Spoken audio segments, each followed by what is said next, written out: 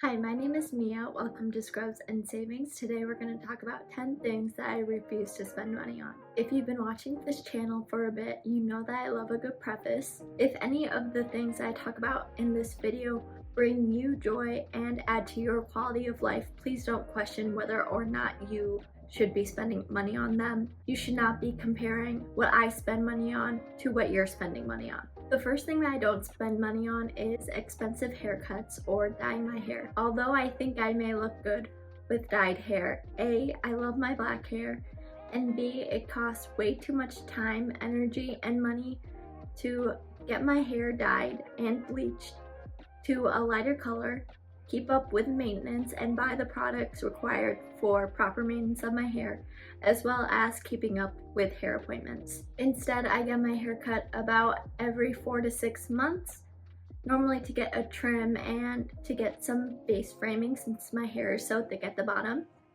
and that works for me. One day I may start cutting my own hair or asking someone else to cut my own hair. The second thing that I don't spend money on is manicures. Since I work in a hospital, I regularly wash and sanitize my hands, which would render the type of nail polish that I get useless. I'm also not allowed to have nail polish on my nails during the school year since I'm in nursing school, so I'm used to not having my nails done anyway. The third thing that I don't spend money on is luxury skincare, hair care, and makeup products. Whenever I've tried one of these expensive products, they always seem to be a little lackluster in comparison to how much I've paid for them.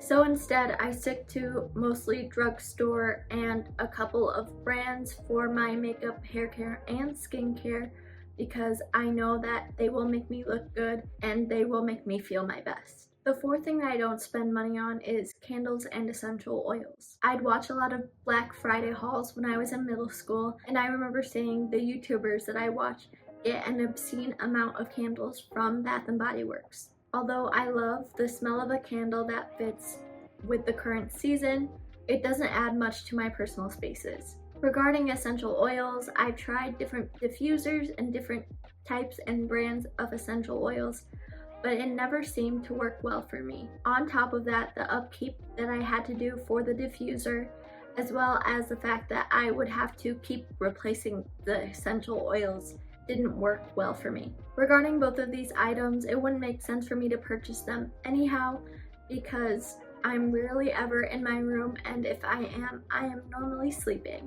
The fifth thing that I don't spend money on is eyelash extensions. I have naturally short eyelashes, and I decided to try eyelash extensions in 2022, especially because one of my friends from high school looked very good with eyelash extensions. However, it cost me $95 to get the original extensions. I would have had to pay $75 every other week to maintain the look with the eyelash extensions that I wanted. I decided that the cost and the upkeep just didn't make sense for me to do. If I decided to keep the eyelash extensions in 2022 alone, I would have paid over $2,000 to maintain them. So instead, I wear my drugstore mascara that is $10 that I buy every 6 months or so, and it works just fine. Does anyone remember back in 2018 when those huge Gucci belts were very on trend?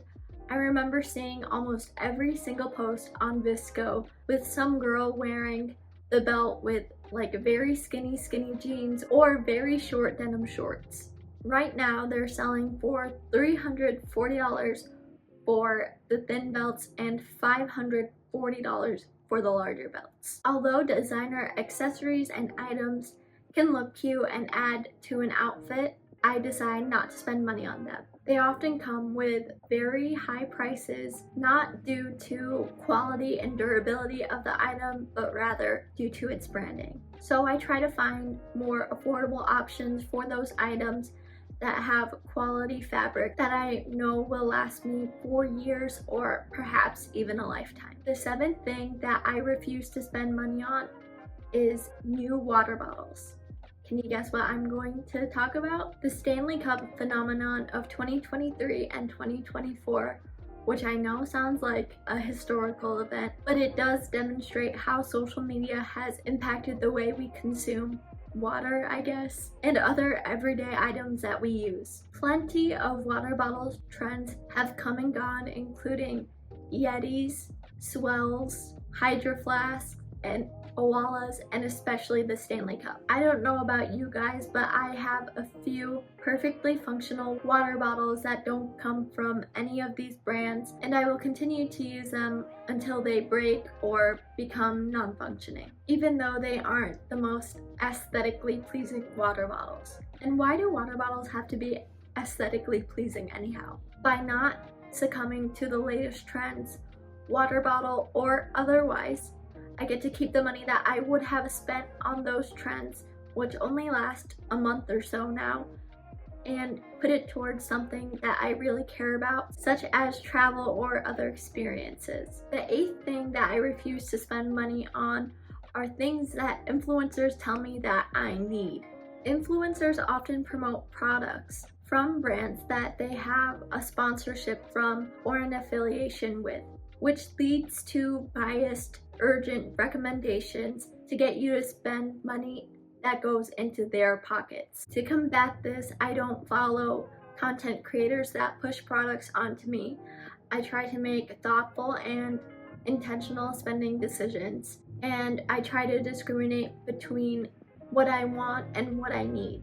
The 9th thing that I refuse to spend money on is interest on credit cards. Paying interest on a credit card balance means that I will end up paying more on the interest than what I had purchased in the first place. To avoid this, I only spend what I have budgeted and what is currently in my checking account, as well as pay my credit card statement balance on time and in full. The last thing that I refuse to spend money on are investments that I don't understand, such as annuities, whole life insurance, stock options, crypto, and whatever finance bros are telling me to invest in.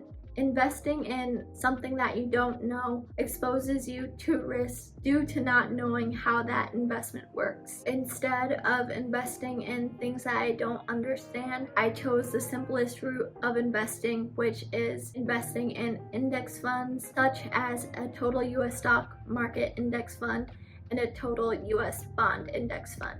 Going the simple route makes it easy for me to understand my investments, align my investments with my financial goals, and with my risk tolerance. Thank you for watching this video all the way through. If you did, if you enjoyed, please like and subscribe, and I'll see you guys in the next one. Bye.